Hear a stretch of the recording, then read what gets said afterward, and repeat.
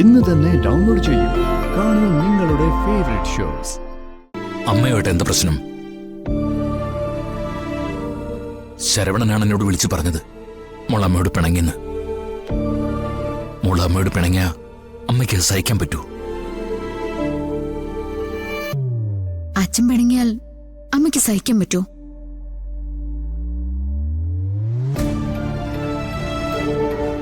മോളെ, ഞങ്ങളുടെ കാര്യം നീ നോക്കണ്ട. എന്റെ ലോകം വളരെ ചെറുതാ അച്ഛ. അവിടെ വളരെ കുറച്ച് ആൾക്കാരേ ഉള്ളൂ. അതിലേറ്റവും പ്രധാനപ്പെട്ട സ്ഥാനം അച്ഛനും അമ്മയോ. പിന്നെ ഞാൻ എങ്ങനെ നോക്കാതിരിക്കുന്നെ? മോളെ, അമ്മയ്ക്ക് നീ കൂട്ടുണ്ടാവുന്നുള്ള പ്രതീക്ഷയിലാണ് ഈ അച്ഛൻ. അങ്ങനൊരു പ്രതീക്ഷയിലാണോ അച്ഛൻ ജയാറിന്റെ കൂടെ പോയത്? കൊള്ളാലോ ന്യായം. അല്ലാതെ അച്ഛന് മകന്റെ പണത്തിനോട് ആർത്തി ഉണ്ടായിട്ടല്ല. ചില കാര്യങ്ങൾ പറഞ്ഞു മനസ്സിലാക്കാൻ ബുദ്ധിമുട്ടാണ്. അതെ അച്ഛ. അച്ഛന്റെ ഇപ്പോഴത്തെ അവസ്ഥ ആരോടും പറഞ്ഞു മനസ്സിലാക്കാൻ ബുദ്ധിമുട്ടാണ്. അച്ഛനെ പോലൊരാൾ ഈ രാജ്യം കാക്കാൻ നിന്നൊരു പട്ടാളക്കാരൻ എത്ര നടുവളച്ച അയാളുടെ മുന്നിൽ നിൽക്കുന്ന. അയാൾ പറഞ്ഞ അച്ഛനിപ്പോ എന്തും ചെയ്യില്ലേ? അതിന്റെ തെളിവ് എന്റെ കയ്യിലുണ്ട്. എന്തിനാ അച്ഛ ഈ പ്രായത്തില് സ്വന്തം മേൽവിലാസം പോലും ഇല്ലാതാക്കുന്ന? എന്നെ അയാൾ പേടിപ്പിക്കുന്നുണ്ട്, അനുസരിപ്പിക്കുന്നുണ്ട്. അത് സത്യമാണ്.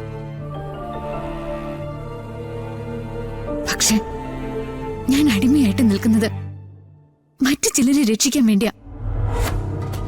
അച്ഛനോ? മുമ്പൊക്കെ ഞാൻ വീട്ടിലുള്ളപ്പോ ഏറ്റവും കൂടുതൽ കേൾക്കുന്നത് സുജാതയെ സുജാത എന്നുള്ള വിളിയാ.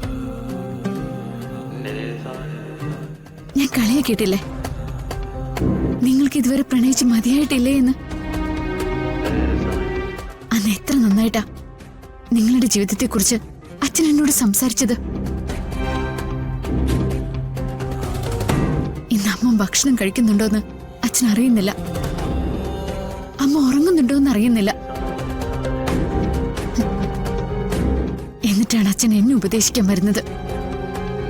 മോളെ, ഓരോരുത്തർക്കും ഓരോരോ ഉദ്ദേശങ്ങളുണ്ട്. അച്ഛനും ചിലപ്പോ ചില കാര്യങ്ങളിലേക്ക് നമ്മൾ എടുത്തിയാടും. തിരിച്ചു കയറാൻ ഒരുപാട് സമയമെടുക്കുകയും ചെയ്യും.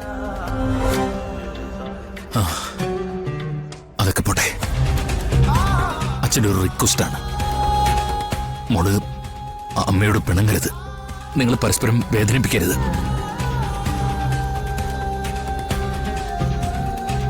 വലിയ പ്രതീക്ഷയിലാണ് വന്ന് കയറിയത് അല്ലേ?